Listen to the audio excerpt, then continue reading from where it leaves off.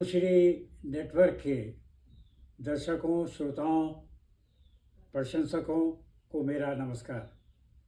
आप भी नमस्ते कीजिए।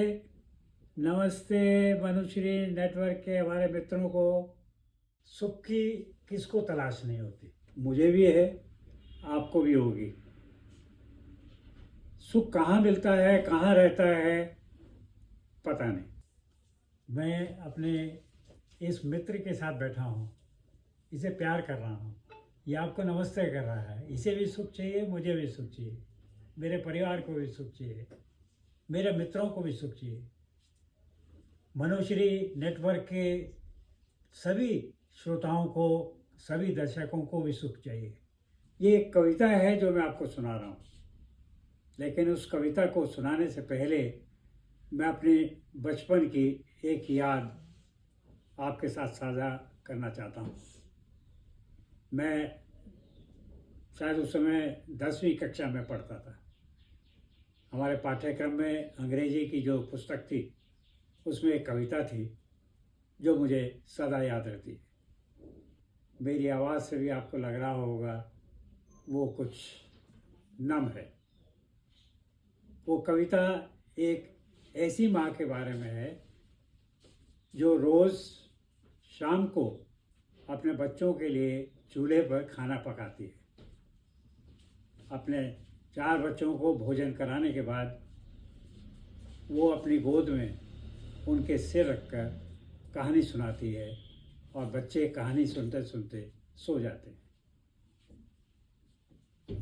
एक बार उन 4 बच्चों में से एक बच्चे की मृत्यु हो जाती है। माँ पर भारी आघात पड़ता है, लेकिन वो अपने आप को संभालते हुए अपने उसी दैनिक क्रम में आती है और बच्चों के लिए भोजन बनाना शुरू करती है।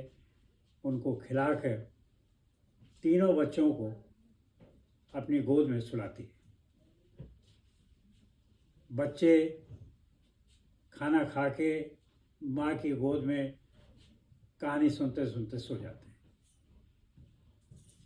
क्या आप समझते हैं कि माँ को ऐसा लगता होगा, ऐसा दिखाई देता होगा कि वो 3 बच्चे ही कहानी सुन रहे हैं?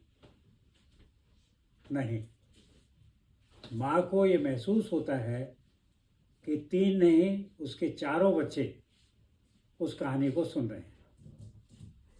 चौथा बच्चा, जिसका कुछ समय पहले निधन हो गया होता है, माँ को ऐसा लगता है कि उसकी आत्मा वहीं उसकी गोद में सो रही है और उससे कहानी सुन रही है।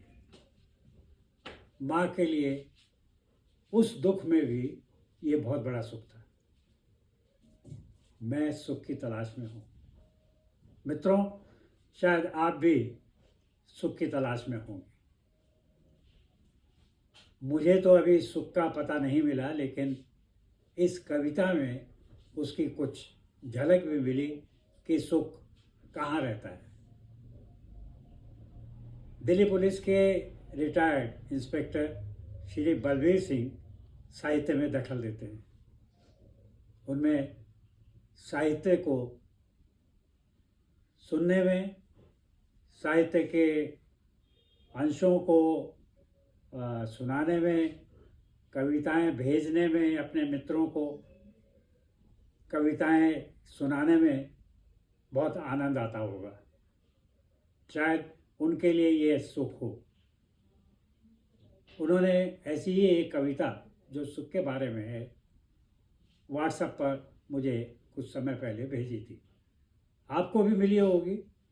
इस कविता के नीचे इसके रचयिता कवि का नाम नहीं लिखा, लेकिन मैं उस कवि को बहुत धन्यवाद दूंगा जिसने ये कविता रची। कविता सुख के बारे में है। जैसा मैंने कहा, मेरे हाथ में जो मेरा पपी है वो भी इस कविता को सुन रहा है।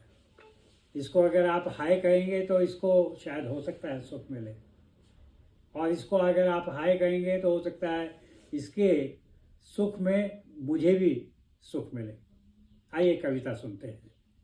ये कविता सेवानिवृत्त श्री बलवीर सिंह ने मुझे कुछ समय पहले व्हाट्सएप पर भेजी थी। कविता है, ए सुख तू कहाँ मिलता है। सुना है ना? ए सुख तू कहाँ मिलता है, क्यों बन बैठा है अनजाना, आखिर क्या है तेरा ठिकाना। ये शिकायत कवि ने सुख से की है। क्यों बन बैठा है अनजाना, आखिर क्या है तेरा ठिकाना, कहाँ कहाँ ढूंढा तुझको। सुख से क्या कहा जा रहा है? सुख कहाँ कहाँ ढूंढा तुझको, पर तूने कहीं मिला मुझको। ढूंढा ऊंचे मकानों में, बड़ी बड़ी दुकानों में, स्वादिष्ट पकवानों में, चोटी के धनवानों में। वो भी तुझको ही ढूंढ रहे थे, बल्कि मुझको ही पूछ रहे थे। क्या आपको कुछ पता है ये सुख आखिर कहाँ रहता है। मेरी आवाज़ कुछ नम हो गई है। सुख को ढूंढने में थकान भी हो गई है, लेकिन फिर भी मैं इस कविता को छोड़ूंगा नहीं, पूरा करके सुख को प्राप्त करूंगा। हो सकता है इस कविता के पढ़ने में मुझे सुख मिले। तो मैं आगे पढ़ता हूँ। मेरे पास तो दुख का पता था, जो सुबह शाम अक्सर मिलता था। क्या आपको कुछ पता है ये सुख आखिर कहाँ रहता है। मेरे पास तो दुख का पता था, जो सुबह शाम अक्सर मिलता था। परेशान होकर शिकायत लिखवाई, पर ये कोशिश भी काम न आई। उम्र अब ढलान पे है। आप मेरी सफ़ेद दाढ़ी, सफ़ेद बाल देख रहे होंगे। ये ढलान क्या, ढलान भी लगभग ख़त्म होने को है। फिर भी मैं सुख को तलाश कर रहा हूँ, अपने लिए, अपने परिवार के लिए, अपने समाज के लिए, अपने मित्रों के लिए और मनुश्री नेटवर्क के दर्शकों के लिए, नेटवर्क के मित्रों के लिए। और मैं भी हार नहीं मानूंगा, उनके लिए तलाश कर रहा हूँ मैं भी हार नहीं मानूंगा, सुख के रहस्य को जानूंगा। क्यों? ठीक है ना? मैं भी हार नहीं मानूंगा, सुख के रहस्य को जानूंगा। बचपन में मिला करता था, मेरे साथ रहा करता था। कौन? सुख बचपन में मिला करता था, जब मैं छोटा था। माँ से थप्पड़ खाता था, रोटी पर मलाई रख के चीनी जब मैं मांगता था, माँ नाराज़ होती थी। आज मुझे डायबिटीज़ है, मुझे पता नहीं था उस समय कि माँ किस लिए नाराज़ होती थी। माँ को पता था कि अगर मैं ज़्यादा चीनी खाऊंगा डायबिटीज़ हो जाएगी, और जब डायबिटीज़ हो जाएगी तो आज मैं गुलाब जामुन नहीं खा पाऊंगा। बचपन में मिला करता था, मेरे साथ रहा करता था, पर जब से मैं बड़ा हो गया, मेरा सुख मुझसे जुदा हो गया। कोई बीमारी हो गई, कहीं बच्चे की फीस देनी है, पैसा कम है, कहीं कोई अपॉइंटमेंट पूरा करना है, वहाँ नहीं जा पा रहे हैं, ऑफिस में बॉस नाराज़ होते हैं, संपादक जी जो हैं वो खबर को कभी अच्छा बताते हैं, कभी खराब बताते हैं, कभी उसमें डेप्थ लाते हैं। तो जब से मैं बड़ा हो गया, पर जब से मैं बड़ा हो गया, मेरा सुख मुझसे जुदा हो गया। मैं फिर भी नहीं हुआ हताश, जारी रखी अपनी उसकी तलाश। किसकी? सुख की। एक दिन जब आवाज़ ही आई, किसकी? सुख की। एक दिन जब आवाज़ ही आई, क्या मुझको ढूंढ रहा है भाई। मैंने इधर उधर गर्दन घुमा के देखा, कोई दिखाई नहीं दिया, लेकिन फिर मेरे अंदर से आवाज़ ही आई, क्या मुझको ढूंढ रहा है भाई। मैं तेरे अंदर छुपा हुआ हूँ, तेरे ही घर में बसा हुआ हूँ, मेरा नहीं है कुछ भी मोल, सिक्कों में मुझे न तोल। ये नहीं कि आप बहुत सारा पैसा कमा लेंगे और आपको सुख मिल जाएगा। आप हवाई जहाज़ में घूमेंगे, आपको सुख मिल जाएगा। जो हवाई जहाज़ में घूमते हैं वो भी सुख की तलाश में हैं। तो फिर सुख कहाँ है? सुख है बच्चों की मुस्कानों में। वो सुख कहता है मैं बच्चों की मुस्कानों में हूँ, पत्नी के साथ चाय पीने में हूँ। मुझे तो सुख मिल जाएगा पत्नी के साथ चाय पीने में, लेकिन पत्नी को मिलेगा नहीं मिलेगा ये तो पत्नी ही बताएगी। पत्नी के साथ चाय पीने में, परिवार के संग जीने में। ये सब मैंने परिवार की भूमिका बताई क्या? पत्नी के साथ चाय पीने में, परिवार के संग जीने में, माँ बाप के आशीर्वाद में। लेकिन माँ बाप तो हैं नहीं, तो फिर कौन आशीर्वाद देगा? बच्चे ही हमें आशीर्वाद देंगे। हमारे पड़ोस में रहने वाले बुजुर्ग लोग वो हमें आशीर्वाद देंगे। उनके आशीर्वाद में सुख है। रसोई घर के पकवानों में सुख है। ये नहीं कि फ़ोन लिया, जोमाटो को फ़ोन किया, स्विगी को फ़ोन किया, ये भेज दो वो भेज दो, टाइम देखा रात के 12 बजे हैं। क्या उसमें सुख है? या रात को 8 बजे जो माँ ने खाना बनाया, पत्नी ने खाना बनाया, उस खाने में सुख है?